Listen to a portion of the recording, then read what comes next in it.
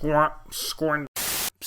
This is part 2 of my look at England-France. Please click the thing in the top right corner or the link in the description if you want to see part 1, if you haven't seen it already, as I'm going to otherwise act like you have. Also, I was totally wrong about the Henry Slade thing at the end of the previous video. It's been a really, really long week. I haven't slept much, and I dropped the ball there a bit like Matthew Jalabert. All right, cheers. Thank you. As you were. Squidge.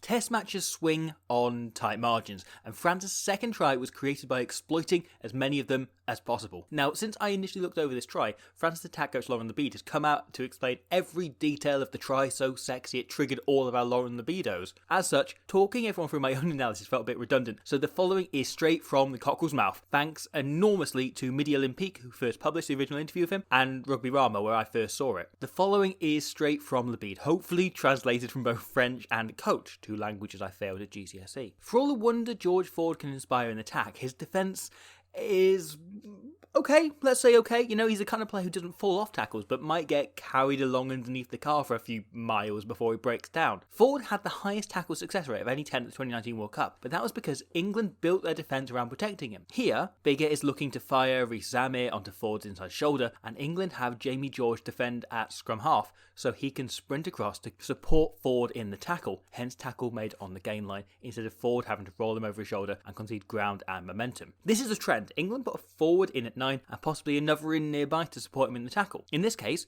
it's Tom Curry and Luke Cowan-Dickie, both there to lend a helping shoulder. So, France used what Lebeide describes as a laser throw by Marchand to get Fickou into Ford's face before either of these forwards can get there to help out. But instead of using this to generate a quick ball beyond the gain line, Fickou flicks it back to Dupont, who holds the ball to bide his time. Lebeide noticed Henry Slade regularly turns his shoulders inwards when defending, and here he's initially ball watching before noticing Vurmi Vakatawa running a superb line between him and Farrell. Slade jams in to take him, and this leaves both him and Farrell committed, so it's finally time for Dupont to give the pass. And this has opened up a whole world outside. Jalabert is lightning quick for a fly half, and May has to cut in to take him. This leaves France with 2 runners out wide, and it's just on Jalabert to pass to whichever Malins doesn't choose to mark. That turns out to be Penaud, and that turns out to be a try in the corner, almost unopposed, barely a finger laid on anyone. It's a brilliant move designed to exploit 2 England weaknesses in tandem. Neither of them are issues necessarily on their own, but when put next to each other, it's 7 points.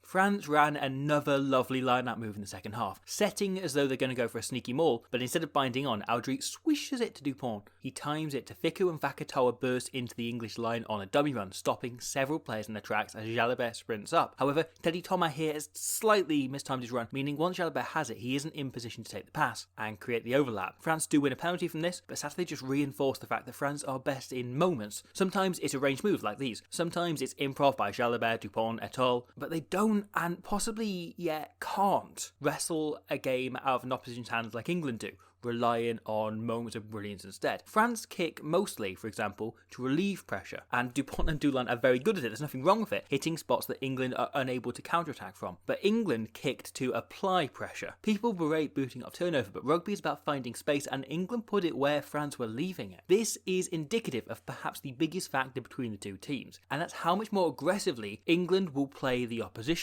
and adapt their approach to the threats France pose. These range in scale. Antoine Dupont might be the best player in the world, but surprisingly, this may surprise a few people. He's actually limited to only things human beings can do, and is unable to phase through human matter. So, on Marchand's break here, Mark Wilson works really hard to force him to change his line. Wilson isn't blocking him, he just runs the exact support line Dupont would want to. He's in exactly the position Dupont would want to be and is trying to get into. If Dupont can pick the support line he wants to, this is a try. It isn't a key tackle or a turnover, but it saves a score. Gregory Audry, meanwhile, is one of the best number 8s in the world, but he's not a lump in the style of a Billy Vunipola. Instead of relying on pure power, his style is to play smart, running excellent, sharp, precise and well-timed angles to help his team over the gain line.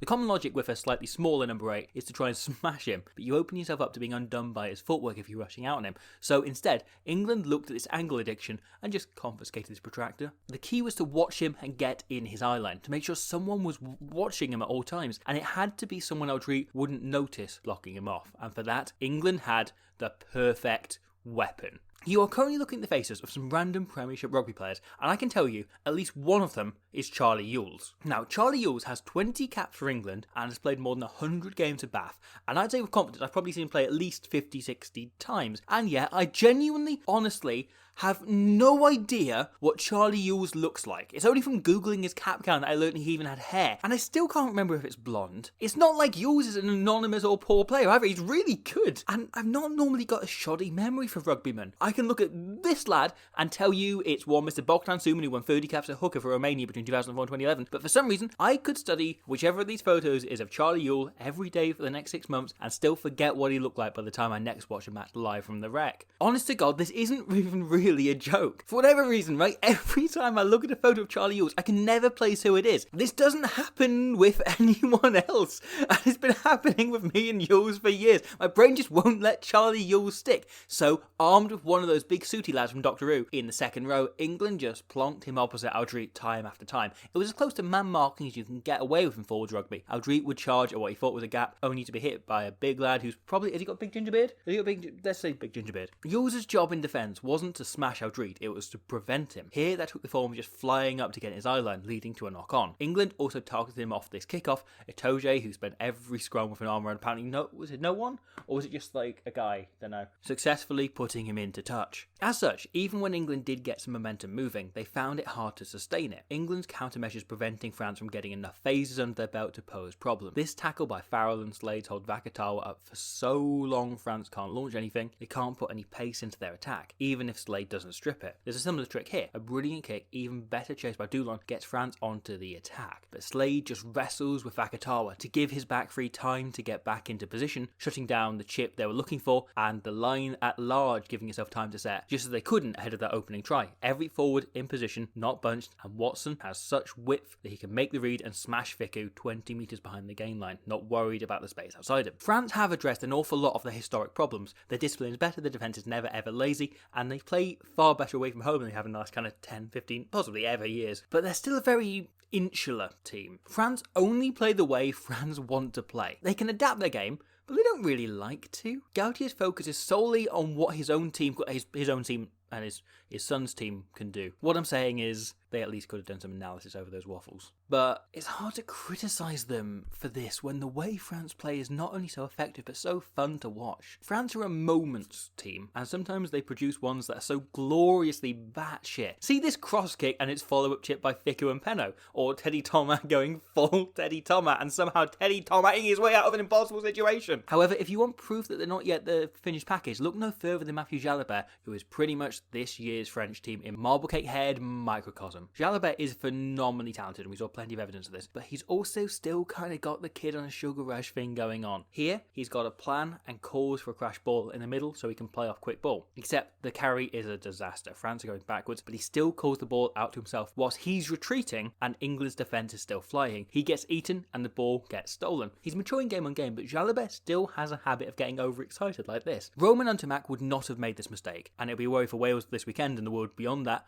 once he's back in to settle this team down a tad. Because they feel like a heavyweight team, but it's easy to forget that France are currently only 1 year into a major rebuilding process. In that situation, it's entirely expected to put 90% of your focus on your own team. If France want to be contenders at the next World Cup, they're either going to have to start addressing the opposition or become the 2015 All Blacks, but they've got loads of time to choose one of those and then do it before it becomes a problem. Almost as long as it takes to buy tickets to the bloody thing. However, England look in just as solid shape for that tournament as they did 2 years ago. I criticised Tom Curry and Maro Itoje's start to the championship, but both were excellent. Curry playing like almost the dictionary definition of an open side, and Itoje keeping the penalties and errors out of his game, instead focusing on his athleticism and legal niggle. The charge down has become a trademark of his lately, but this one is all thanks to Will Stewart, who pins Camille Chat in the ruck as he's trying to work around to be the guard on the other side, meaning Dupont's leg is entirely unprotected from any and all Harrow graduates who happen to be in the local area. And then Itoje pops up once again to score the eventual winning try. There was some controversy over this, right? But that feels daft considering A, it's a try, and B, the way England attacked in those last 10 minutes, it was completely inevitable.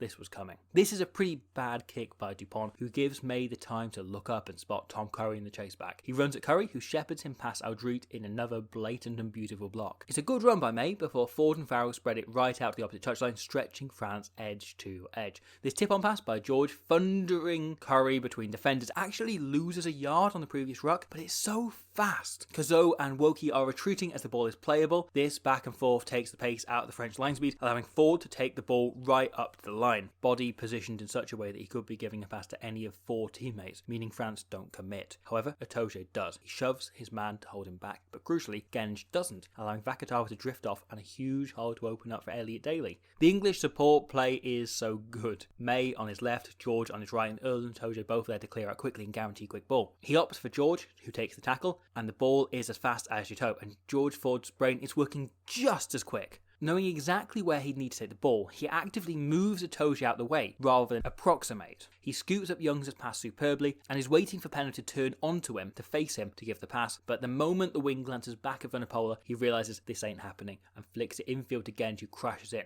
Youngs then takes over as Ford reorganises and plays just fast. Curry is then running a great line, and from the resulting ruck, Ford probably wraps around and lets Farrell put Watson in the corner for a second try, but it's not until after he's passed that Ford notices there was some guy who might be Charlie Ewels, I guess, is somehow between Curry and the ball. Ewels, overrunning his line just to prove he exists, kills the move, but it's only temporary. France can clear, but eventually, from the counter-attack, England win the penalty, and Ford himself seemingly makes the decision to go for the corner instead of the post, telling his team to stay calm and then turning to Farrell to basically say, we've got this. And you know what? They do got this. It's a great maul, but George breaks off the moment it starts to look like France might be able to disrupt it. Robson and Itoje ruck over to secure the ball, but each clear out from here is so much more than that. Ewels rips Olivon away and enters to hit Aldrit. Then Billy Vunipola enters, who is nominally going to hit Aldrit, but really, he's running a blatant block. Similar to Willemse on the first try, he falls in such a way Woki can't stand in position, and Itoje is watching, so picks and goes over the top of Big Billy, making the crucial final few inches to score the try that wins the game. And they're the few inches that England deserved to make. They were far and away the better team at Twickenham, and now take on Ireland in a final weekend as both teams look to turn the Six Nations from into solid enough, I guess, by finishing with a win. But the fact that France can perform below the level of a world-class team such as England, playing near their best, shows just how good this France team are, and more importantly can be. They were one pass away from winning this game, despite playing well rather than anything near their best. But it also shows just why this fixture has become a true highlight in the sport's annual calendar. You can never write off France, you never do write off England, and you can never turn off a game between these two.